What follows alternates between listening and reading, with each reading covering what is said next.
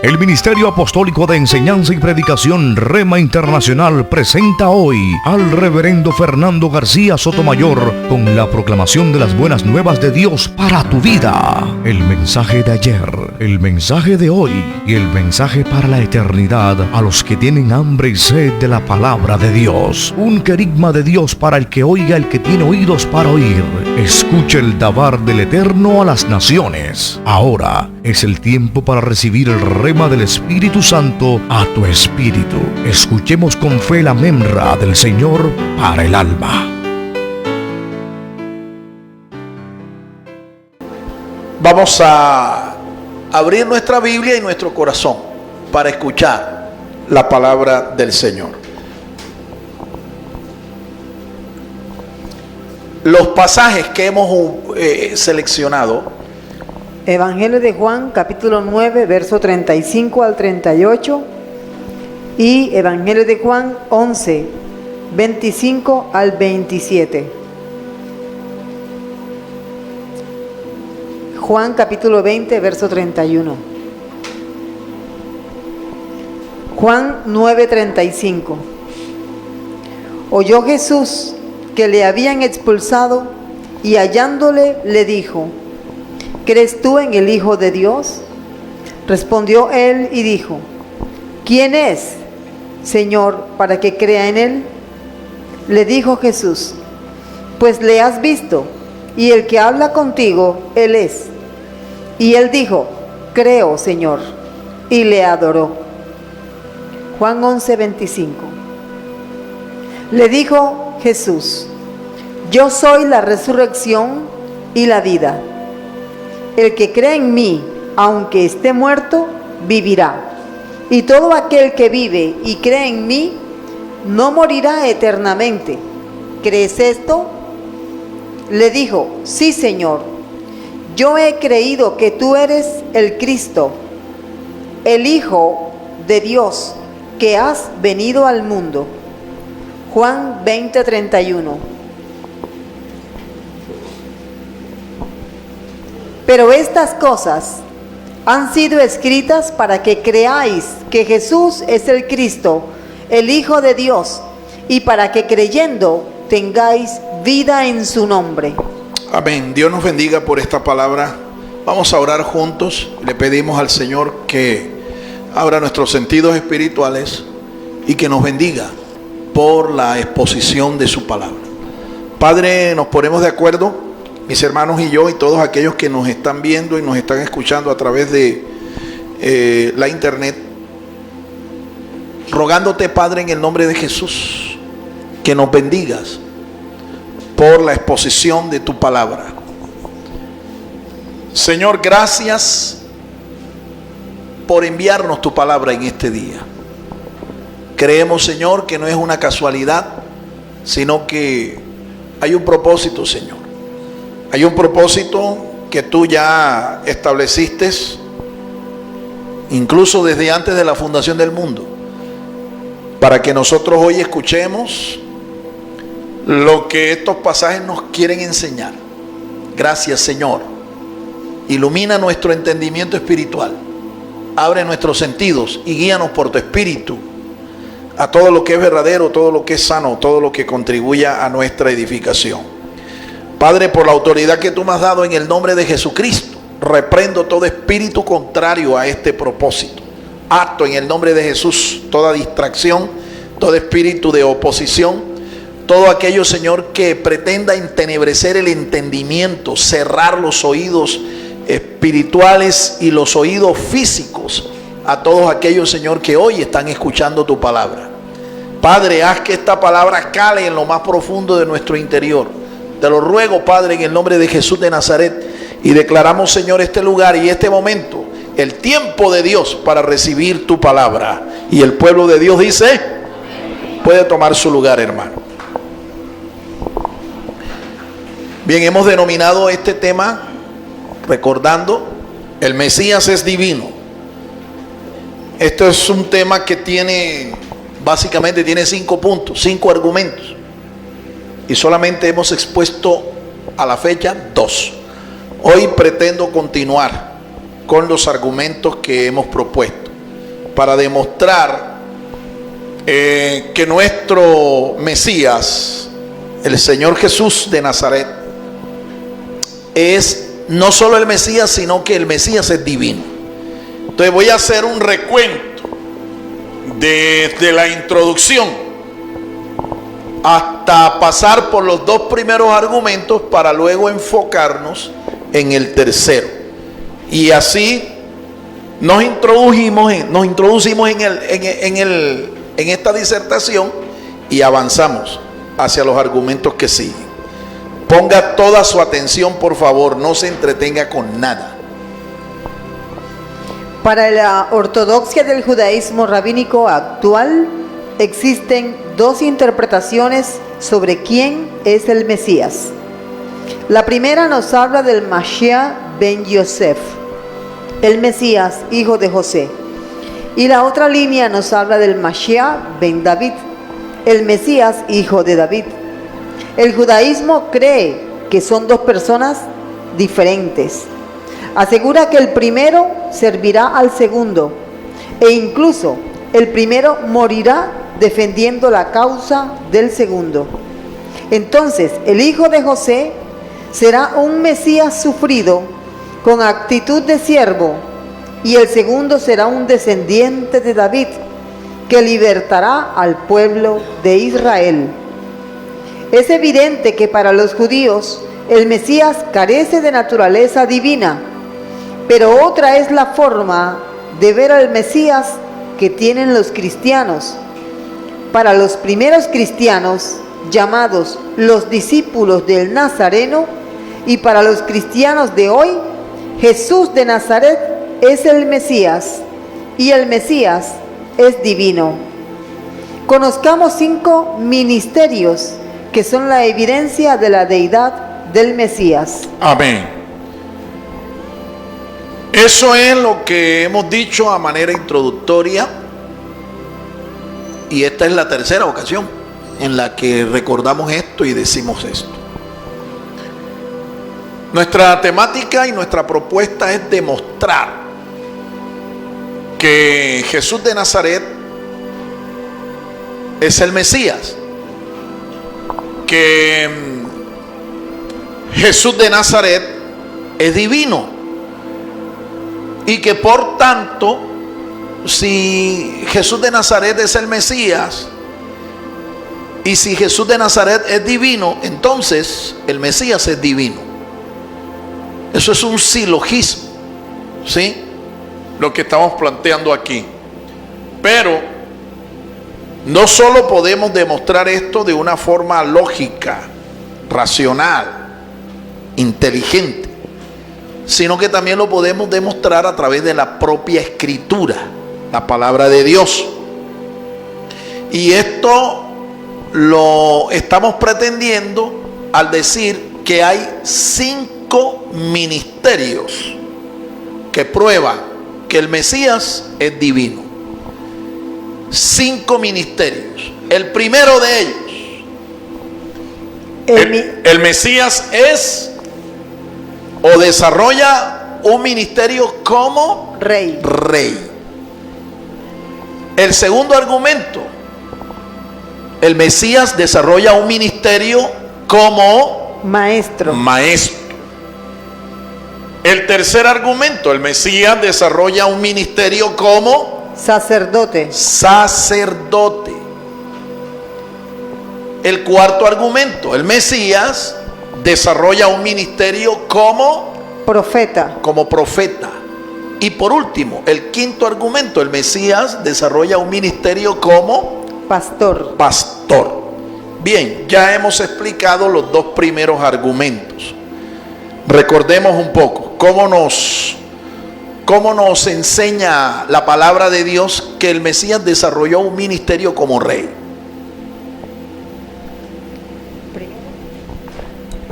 El ministerio del Mesías como sacerdote. Como rey, el primer argumento.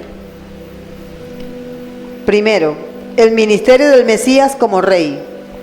Mateo 27:11, 27:24, Juan 19:19 y Lucas 23:38. En su encarnación, Jesús de Nazaret vino como sacerdote, profeta y rey. Jesús testificó a Poncio Pilato que él era el rey de los judíos. Jesús fue sentenciado por el Sanedrín judío por causa de su declaración como el rey de los judíos y el Hijo de Dios. La causa civil por la que Jesús fue crucificado fue escrita en 3 idiomas. La leyenda hebrea reveló un misterio. La leyenda en idioma hebreo reveló un acróstico que señala que el Mesías rey es Dios. El hecho de que el Mesías es divino se demuestra en la expresión hebrea Reik, Melech.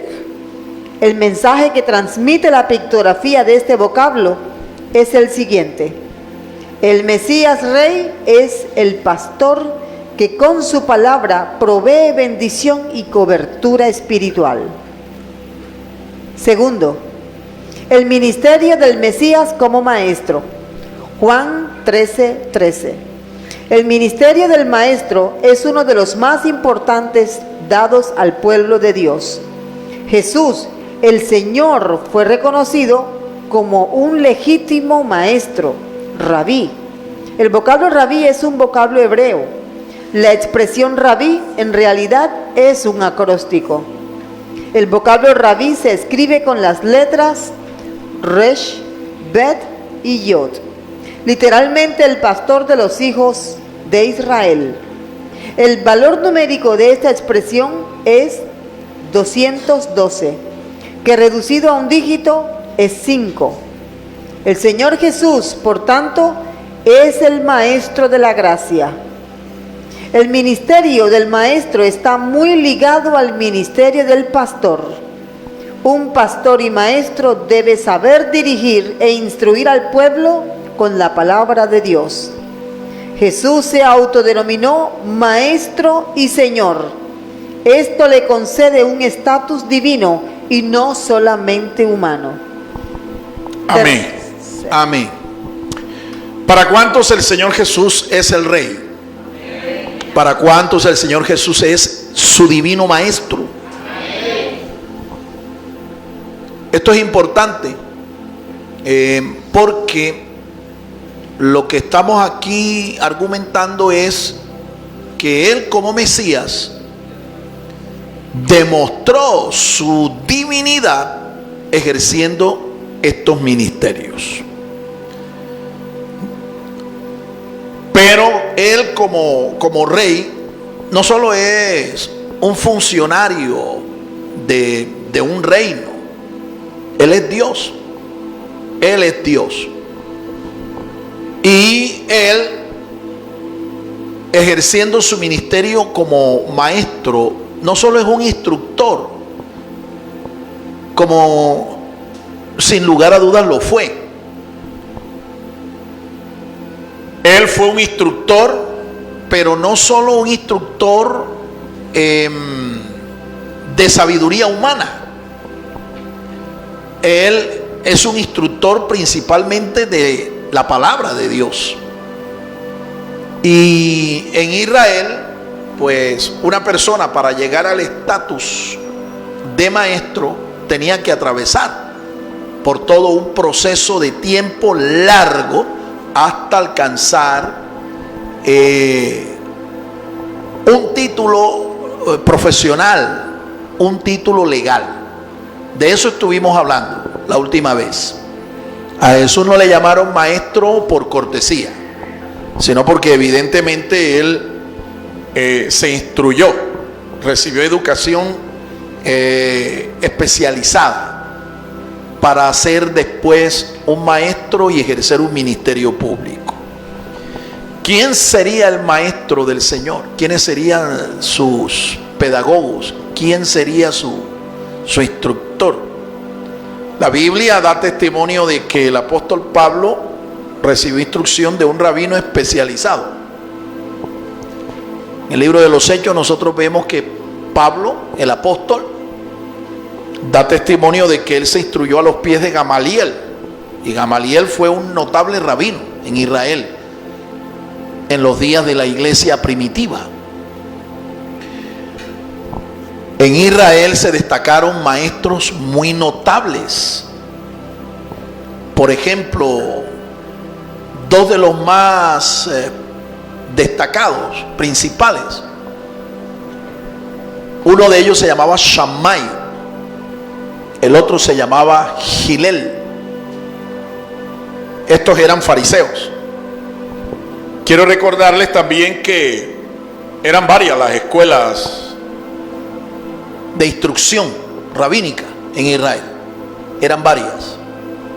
La más popular, la más famosa, era la escuela de los fariseos, pero no era la única. Los saduceos también tenían sus escuelas. Los esenios también tenían sus escuelas. Sea cual sea la escuela en donde el Señor recibió instrucción, él fue reconocido legalmente como un rabino, y así le llamaron. Él, la noche en que él se reunió con sus discípulos para participar de la cena del Cordero Pascual, él les dijo eso: vosotros decís que yo soy Señor y Maestro, y en verdad lo soy. Jesús está diciendo allí dos cosas interesantes. Él está diciendo que Él es Dios, y Él está diciendo que Él es el Rabí. Aprendimos que Rabí es una expresión acróstica que lo que en realidad significa es el Roé Venei Yisrael. El Roé Venei Yisrael, que traducido a nuestro idioma español es el pastor de los hijos de Israel. Entonces Jesús era más que un maestro. Él es el pastor de los hijos de Israel. Bendito y alabado sea su nombre para siempre. Ahora, vamos a continuar con el tercer argumento.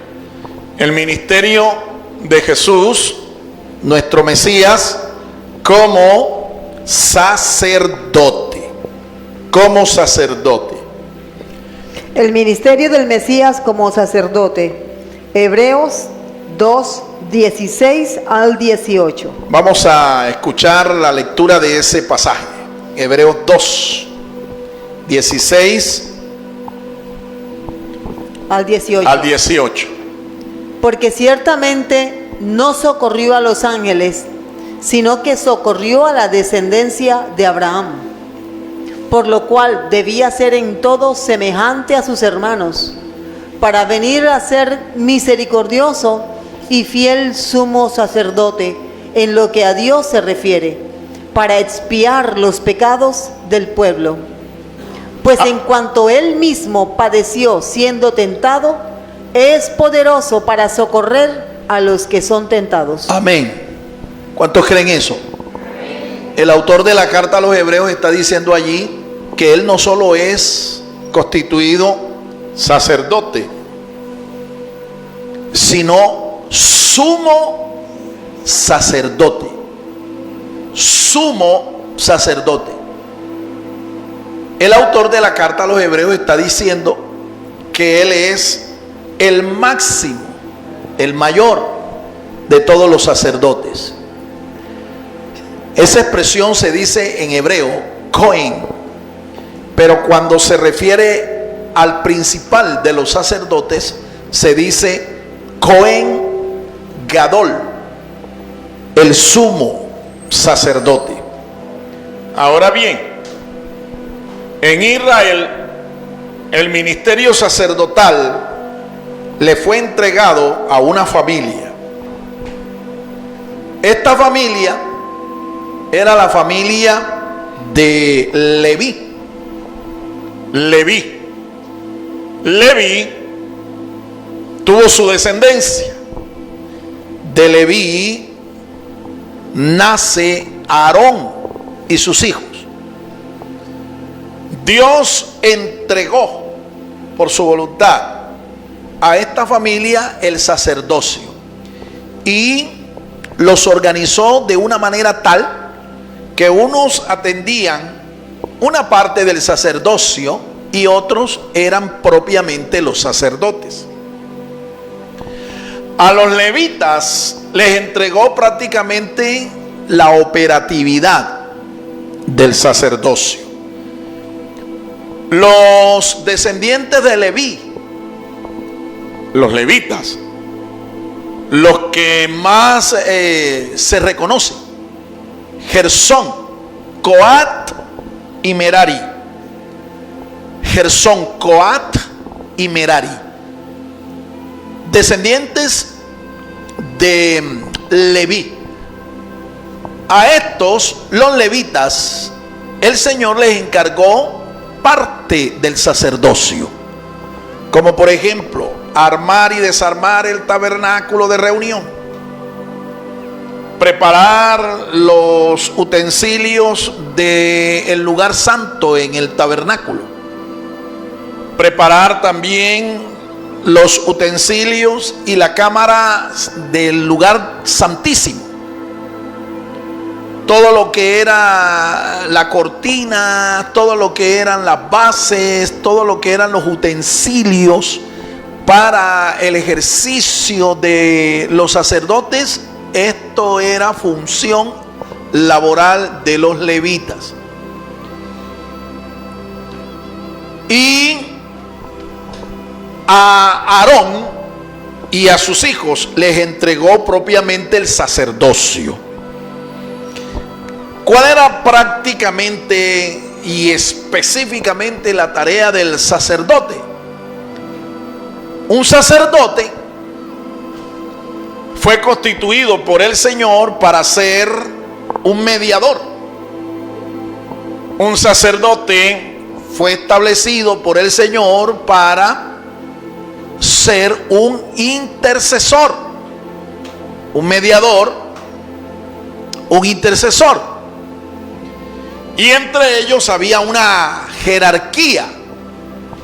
El principal de ellos recibía el título de sumo sacerdote. Los que estaban bajo esa jerarquía seguían siendo llamados sacerdotes, pero entre ellos había uno que era el sumo sacerdote. Ahora, el sumo sacerdote ministraba una sola vez en el año y no en el lugar santo.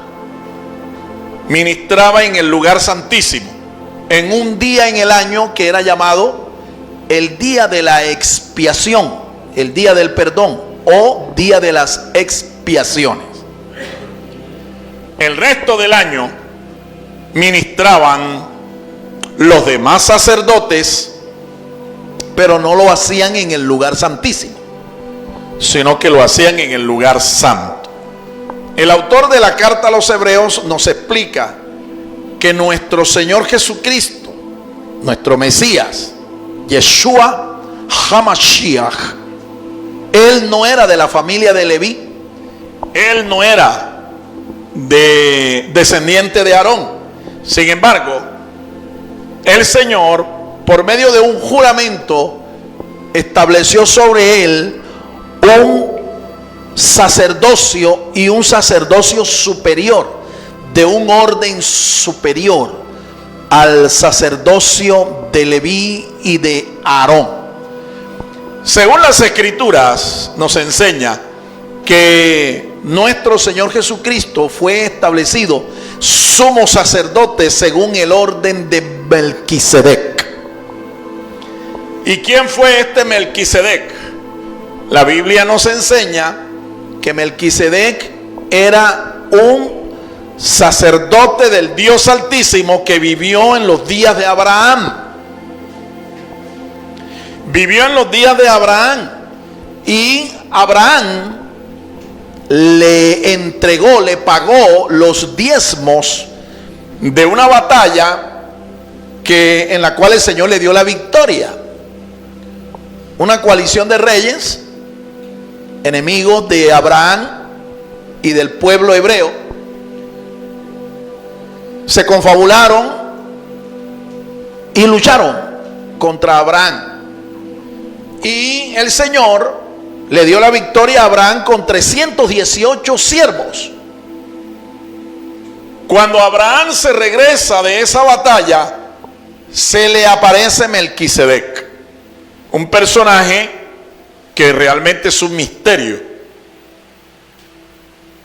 Realmente es un misterio. Pero nos dice la Escritura que el nombre de Melquisedec significa rey de paz, rey de justicia.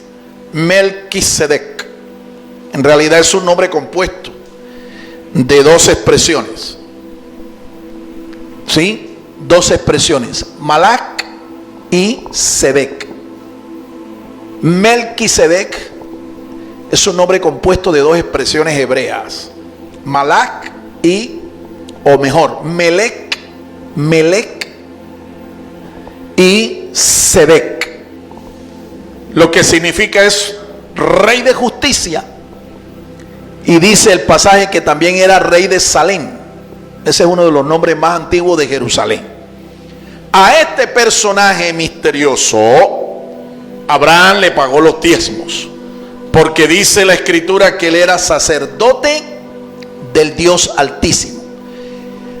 Y a ese orden sacerdotal fue al que el Señor Jesús de Nazaret fue constituido como sumo sacerdote. ¿Cuántos dan gloria al Señor, hermanos? Ahora, no es el tema de mostrarles quién es Melquisedec, pero este Melquisedec era de un orden sacerdotal superior al de Leví. Es más, todavía Leví no había nacido. Leví estaba en los hombros, en las entrañas de Abraham, y quien pagó los diezmos fue Abraham. Pero dice el autor de la carta a los hebreos que cuando Abraham pagó los diezmos a Melquisedec, Leví pagó también los diezmos. Pagó los diezmos. De manera que por eso es que en las Escrituras nosotros vemos que esto de pagar los diezmos no es un asunto que tiene que ver solo con la ley judía y que era solo para los judíos. No, porque mira, Abraham no era judío. Abraham es descendiente de Sem. Abraham es un semita. Y Leví, a quien el pueblo le pagaba los diezmos, todo el pueblo de Israel le pagaba los diezmos a los levitas. Y todavía no había nacido Leví, estaba en los hombros, estaba en las entrañas de Abraham. Entonces, la bendición de pagar diezmos al Señor no es una bendición dada al pueblo judío. Eso es una mentira, eso es una farsa. La bendición de pagar diezmos y ser retribuido por el mismo Dios es una bendición que la disfrutan los gentiles, porque Abraham no era un judío. No sé si me estoy dando a entender. Es que algunos creen que esto de pagar diezmos es un asunto de la ley judía, pero nosotros vemos que Abraham pagó los diezmos aún antes de la ley. ¿Cuántos dan gloria al Señor, hermanos?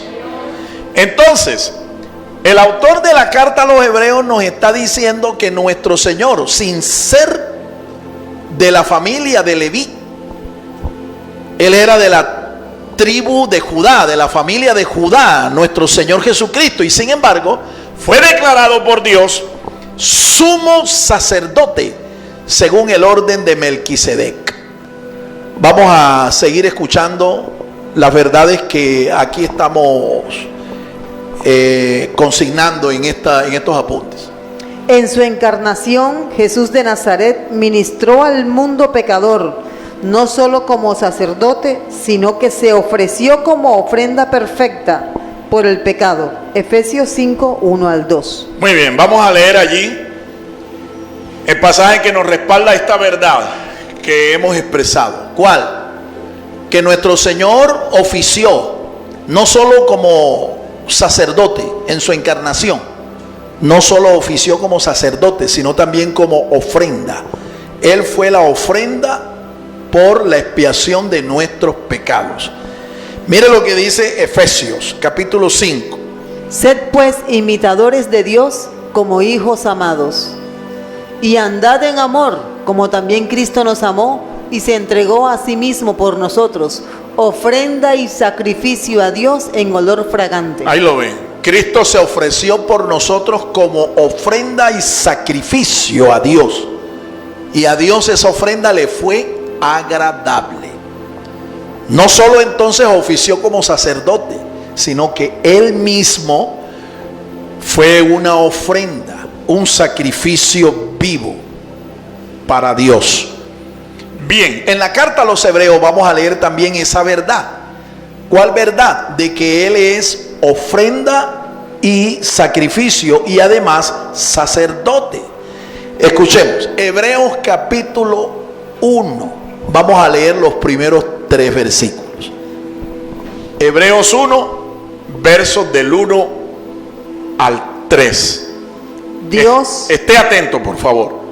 habiendo hablado muchas veces y de muchas maneras en otro tiempo a los padres por los profetas, en estos postreros días nos ha hablado por el Hijo, a quien constituyó heredero de todo y por quien asimismo hizo el universo, el cual, siendo el resplandor de su gloria y la imagen misma de su sustancia, y quien sustenta todas las cosas con la palabra de su poder, habiendo efectuado la purificación de nuestros pecados por medio de sí mismo, se sentó a la diestra de la majestad en las alturas, hecho tanto superior a los ángeles, cuanto heredó más excelente nombre que ellos. Amén. El autor de la carta nos está diciendo que Jesús de Nazaret es la última y la más grande revelación de Dios, que Dios nos habló primero por los patriarcas, por los profetas, y dice de muchas maneras, pero ahora nos ha hablado por el Hijo. ¿Quién es el Hijo de Dios? ¿Quién es el Hijo de Dios? Lo escucho muy débilmente. ¿Quién es el Hijo de Dios? El Señor Jesús. Él es el Hijo de Dios. El autor de la carta nos está diciendo que Él es Dios realmente. Hay 3 expresiones allí, en esos versículos que hemos leído, que declaran la deidad del Señor Jesús. 3 vocablos que hay allí, en ese pasaje. Le voy a dar la tarea de que usted los descubra, pero ahí hay 3 vocablos en el texto griego que nos dejan ver que Jesús es Dios. O sea, el Hijo es divino, el Hijo es Dios. Pero no solo eso, sino que Él, al encarnarse, Él realizó una obra, realizó la expiación de nuestros pecados. Se ofreció a sí mismo, dice allí. Él se ofreció como sacrificio. Y dice que Él mismo fue el que ofició ese sacrificio. Él, porque Él es sumo sacerdote.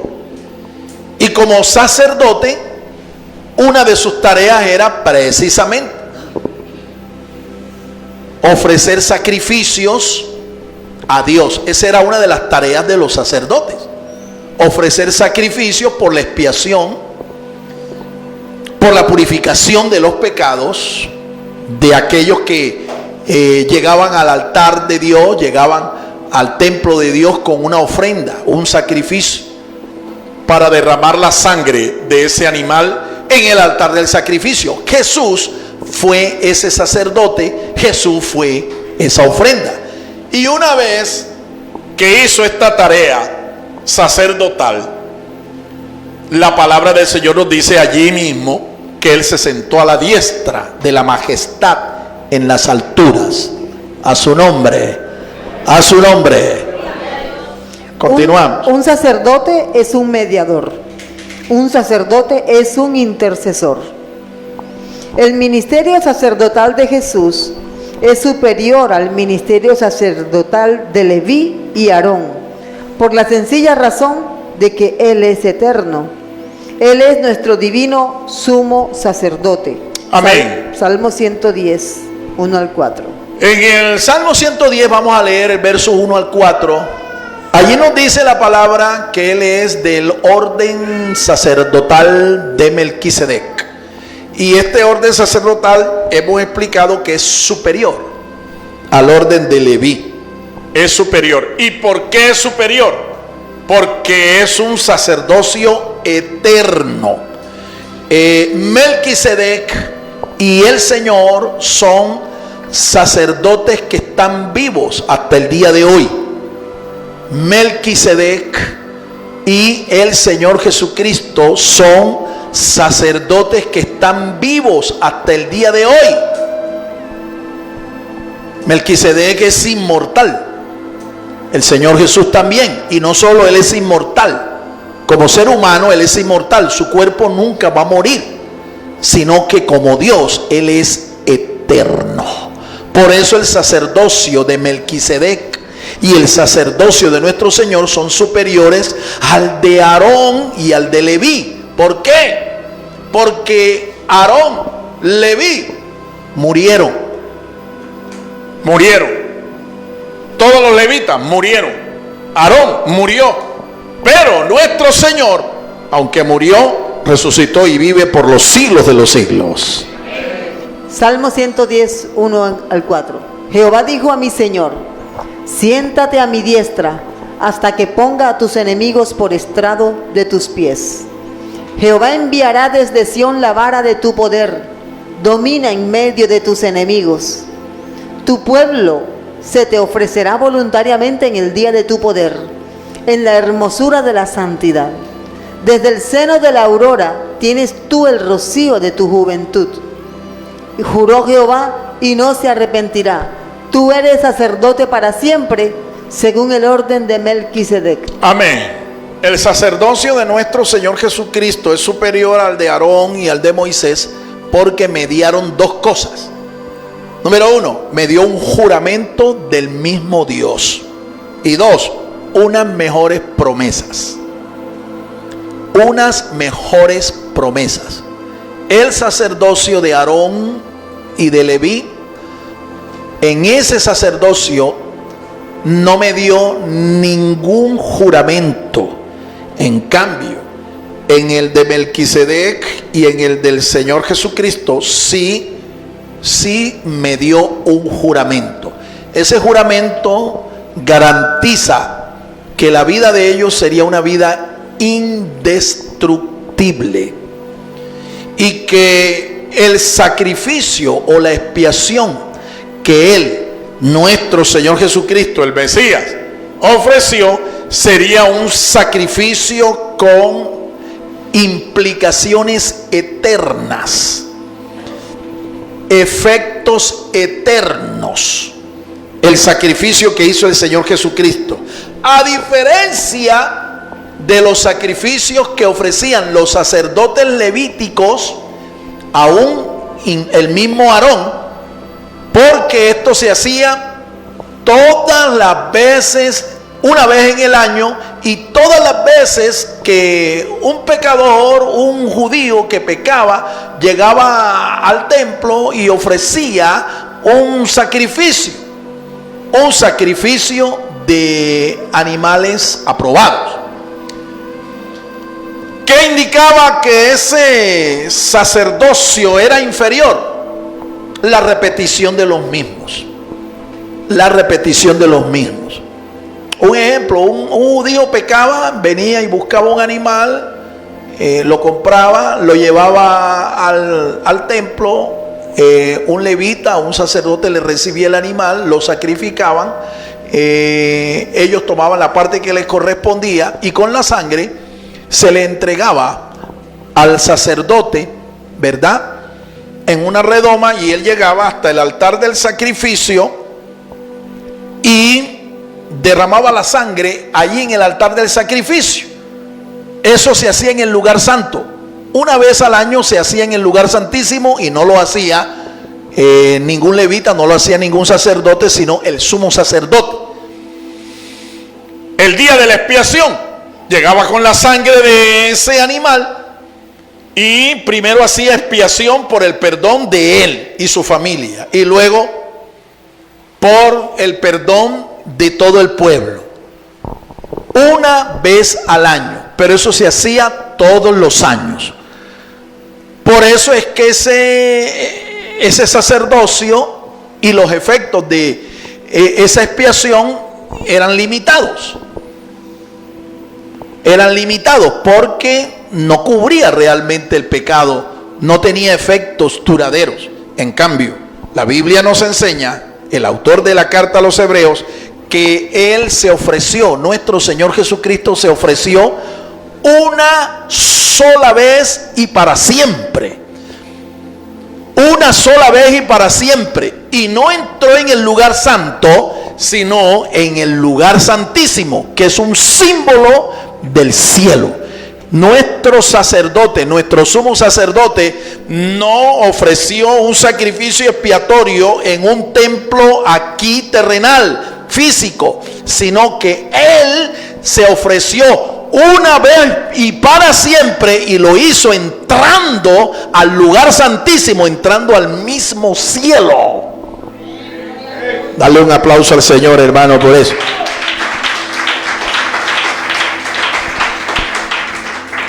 Por eso Él es el mejor sacerdote del mundo. Y te animo para que busques en el canal, en Rema TV Net, esa disertación. Se llama así: el mejor sacerdote del mundo, por este servidor. Y tú vas a escuchar las razones de por qué. Es porque su sacrificio es un sacrificio con implicaciones eternas, con efectos eternos. Lo hizo una sola vez y para siempre, y nunca más el Señor tendrá que volver a hacer un sacrificio como ese, porque el primero, el único, ya es suficiente. A su nombre, a su nombre. La expresión hecha por nuestro sumo sacerdote tiene efectos eternos y alcanza para cubrir el pecado tanto de gentiles como de judíos. La expresión sumo sacerdote atribuida a Jesús como Mesías lo asocia directamente con el título que Jesús prefería para que lo identificaran: el Hijo del Hombre.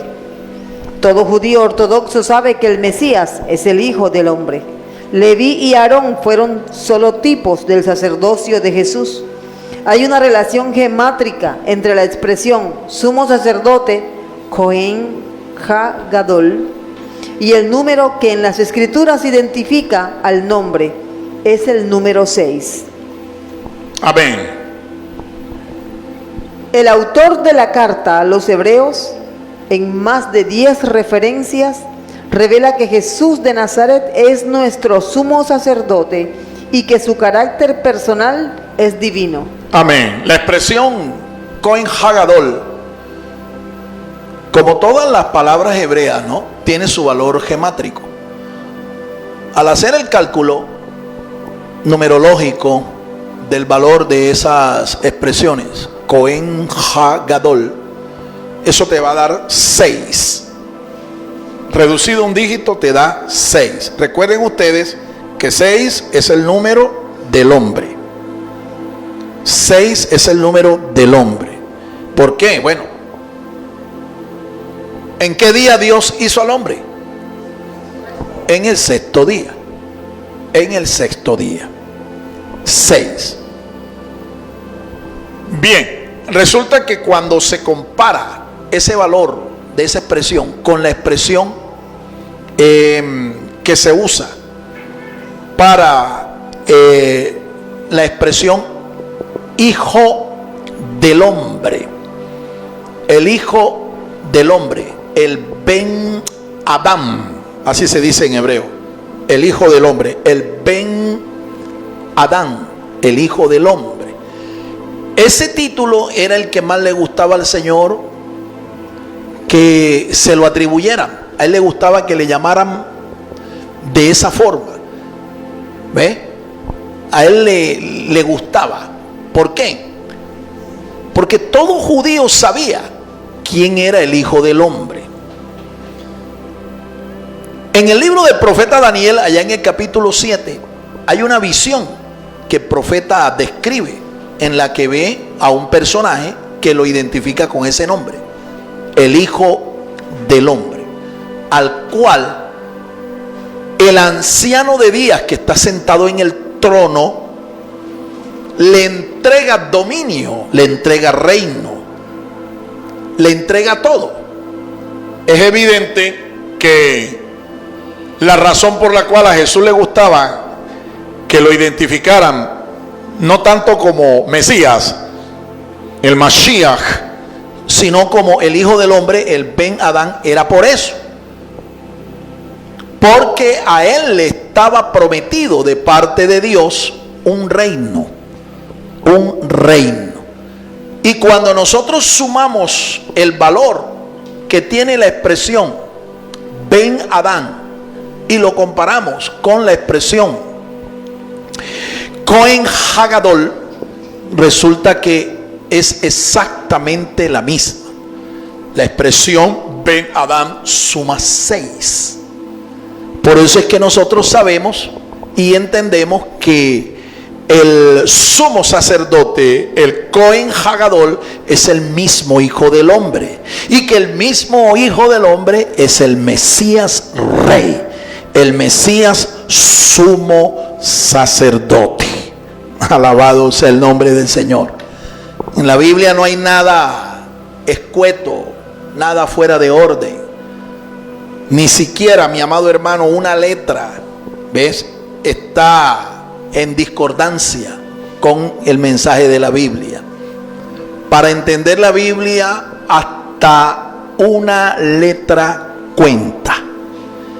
Así es que hemos demostrado entonces por las Escrituras cómo el Mesías es divino, porque él es el sumo sacerdote según el orden de Melquisedec, un sacerdocio que es eterno, un sacerdocio que es indestructible, un sumo sacerdocio que solamente lo podía desarrollar el mismo Dios, porque el Mesías es Dios. ¿Cuántos lo creen, hermanos? ¿Cuántos lo creen? Mira, mi amado hermano, todo judío sabía esto. Todo judío sabía quién era el Hijo del Hombre. Lo que no sabían y no entendían ellos es que el mismo Hijo del Hombre era el Mesías, y que el Mesías era Dios en persona, y que como tal, por eso es que su sacerdocio tiene naturaleza divina, naturaleza eterna. El sacerdocio de nuestro Señor es eterno. El autor de la carta a los Hebreos usa la expresión sumo sacerdote 17 veces. 17 veces. Y por lo menos en unas 10 referencias de esas 17 declara que nuestro Señor Jesucristo es el sumo sacerdote según el orden de Melquisedec. Habla de la superioridad de su sacerdocio, habla de la superioridad del sacrificio que ofreció, habla de la superioridad incluso de él sobre el sacerdocio de Leví, el sacerdocio de Aarón. Es más, habla de ese sacerdocio como de un nuevo orden, de un orden superior, de un orden sacerdotal superior, un nuevo camino, un nuevo pacto, un nuevo pacto. Ahora, hay algo aquí práctico que es de mucha bendición para la iglesia. Resulta que cuando el Señor Jesús nos rescató, cuando nosotros por poner fe en su sacrificio, creer que por su sacrificio nosotros expiamos nuestros pecados y somos nacidos de nuevo, resulta de que uno de los beneficios, además de ser parte de la familia de Dios, es la de que nosotros comenzamos a ser parte también de un orden sacerdotal. Un orden sacerdotal. El apóstol Pedro lo dice mucho mejor que yo. Vamos a leer Primera de Pedro, capítulo 2, el verso 9. Mira lo que dice allí el apóstol. Mas vosotros sois linaje escogido, real sacerdocio. ¿Escucha eso? Repítalo. Mas vosotros sois linaje escogido, real sacerdocio. Repítalo. Real sacerdocio. Real sacerdocio. O sea, sacerdotes del Mesías Rey. Siga leyendo. Nación santa, pueblo adquirido por Dios, para que anunciéis las virtudes de aquel que os llamó de las tinieblas a su luz admirable. A su nombre. A su nombre. Entonces, además de hacernos parte de su familia, nos hace parte también de su sacerdocio. Un creyente, un cristiano, no está llamado a ejercer un sacerdocio como lo ejerció Aarón, como lo ejerció Leví. Un creyente en el Mesías está llamado a ser parte de un nuevo orden sacerdotal. Y ese nuevo orden sacerdotal es superior al de Leví, al de Aarón. Ese nuevo orden sacerdotal es según el orden de Melquisedec, el mismo orden sacerdotal de nuestro Mesías. Alabado sea el nombre del Señor. Como sacerdote también a nosotros nos toca la tarea de interceder. Nos toca la tarea de mediar. Nos toca también la tarea de ofrecer sacrificios, pero ya no de animales, sino sacrificios espirituales. Alabanza, adoración, fruto de labios que confiesan el nombre del Señor. Esos son los sacrificios que estamos llamados nosotros a ejercer, a realizar. Entonces, mi amado hermano, el llamado finalmente es a que nosotros cumplamos este ministerio a la orden del Señor Jesús, quien es nuestro sumo sacerdote allá en los cielos y que vive siempre para interceder por nosotros. Amén. Una de las tareas de el sacerdocio, como usted lo ve allí, era también la de enseñar la palabra de Dios. Por eso Pedro dice, para anunciar las virtudes. Anunciar es predicar, anunciar es comunicar, anunciar es dar a conocer las buenas nuevas, el evangelio de nuestro Señor Jesucristo. Las virtudes, dice, anunciar sus virtudes. ¿Quién es Él? Él es Dios. ¿Quién es Él? Él es el Mesías. ¿Quién es Él? Él es Rey. ¿Quién es Él? Él es nuestro sumo sacerdote. A su nombre. Padre, gracias te damos, Señor, por tu palabra.